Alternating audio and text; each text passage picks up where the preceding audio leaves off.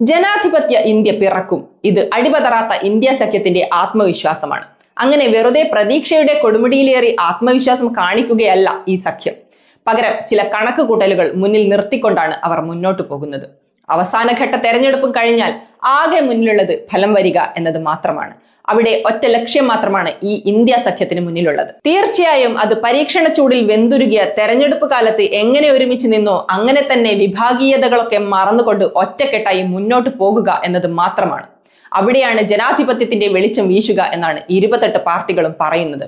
ഇവിടെ ചില സംസ്ഥാനങ്ങളെ മുൻനിർത്തിക്കൊണ്ട് ചില കാര്യങ്ങൾ ചൂണ്ടിക്കാണിച്ചുകൊണ്ടാണ് സഖ്യം അധികാരത്തിൽ നിന്നും BJP താഴെയിടാമെന്ന് പ്രതീക്ഷിക്കുന്നത്.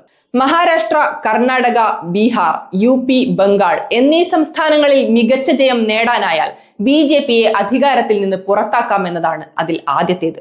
കേരളത്തിലും തമിഴ്നാട്ടിലും സമ്പൂർണമായ ജയമാണ് ഇന്ത്യ കൂട്ടായ്മ പ്രതീക്ഷിക്കുന്നത്. പ്രജ്വൽ രേവണ്ണയുടെ ലൈംഗികാതിക്രമങ്ങൾ സജീവ ചർച്ചയായി മാറിയ കർണാടകയിലും കർഷക രോഷം അലയടിക്കുന്ന പഞ്ചാബിലും മികച്ച ജയം ലഭിച്ചേക്കും. കോൺഗ്രസ് അധികാരത്തിൽ തിരിച്ചെത്തുകയും BRS ദുർബലമാവുകയും ചെയ്ത തെലങ്കാനയിലും മികച്ച വിജയമാകും. 40 സീറ്റുള്ള ബീഹാറിൽ തേജസ്വി യാദവിലും 80 സീറ്റുള്ള UPയിൽ അഖിലേഷ് യാദവിലുമാണ് ഇന്ത്യ കൂട്ടായ്മയുടെ അടുത്ത കണ്ണ്.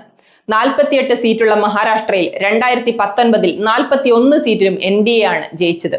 എന്നാൽ ശരത് പവാറും ഉദ്ധവ് താക്കറെയും പ്രചാരണത്തിന് നേതൃത്വം നൽകിയതോടെ മഹാരാഷ്ട്രയിൽ NDA സീറ്റ് നിലയിൽ ഗണ്യമായ ഇടിവ് പ്രതീക്ഷിക്കുന്നുണ്ട്. ഹരിയാന, രാജസ്ഥാൻ, ഡൽഹി, ഹിമാചൽ, ഛത്തീസ്ഗഡ് എന്നീ സംസ്ഥാനങ്ങളിലും BJPയുടെ സീറ്റുകളിൽ സംഭവിക്കാവുന്ന കുറവ് ഇന്ത്യ കൂട്ടായ്മയ്ക്ക് നേട്ടമാകും എന്ന് തന്നെയാണ് വിലയിരുത്തൽ. അതേസമയം ആന്ധ്രയിൽ ഇന്ത്യ കൂട്ടായ്മയ്ക്ക് കാര്യമായ പ്രതീക്ഷയില്ലെങ്കിലും തെരഞ്ഞെടുപ്പിന് ശേഷം നിലവിലെ ഭരണകക്ഷിയായ YSRCPയെ ഒപ്പം നിർത്താനുള്ള പണികളും ഇന്ത്യ സഖ്യം ചെയ്തു തുടങ്ങിയിട്ടുണ്ട്. അതിനായി DMK, തൃണമൂൽ കോൺഗ്രസ് എന്നീ പാർട്ടി നേതാക്കളെയാണ് ചുമതലപ്പെടുത്തിയിരിക്കുന്നത്. തെലങ്കാനയിലെ BRSനെയും ഒപ്പം കൂട്ടുക എന്ന ഉദ്ദേശവും മുന്നണിക്കുണ്ട്. ഒഡീഷയിലും കാര്യമായ പ്രതീക്ഷ ഇന്ത്യ കൂട്ടായ്മയ്ക്കില്ല. എന്നാൽ BJPയും BJDയുമായി കടുത്ത മത്സരം നടക്കുന്ന സാഹചര്യത്തിൽ തെരഞ്ഞെടുപ്പിന് ശേഷം BJDയെയും ഒപ്പം കൂട്ടിയാൽ കാര്യങ്ങളെല്ലാം ഇന്ത്യ സഖ്യത്തിന് അനുകൂലം.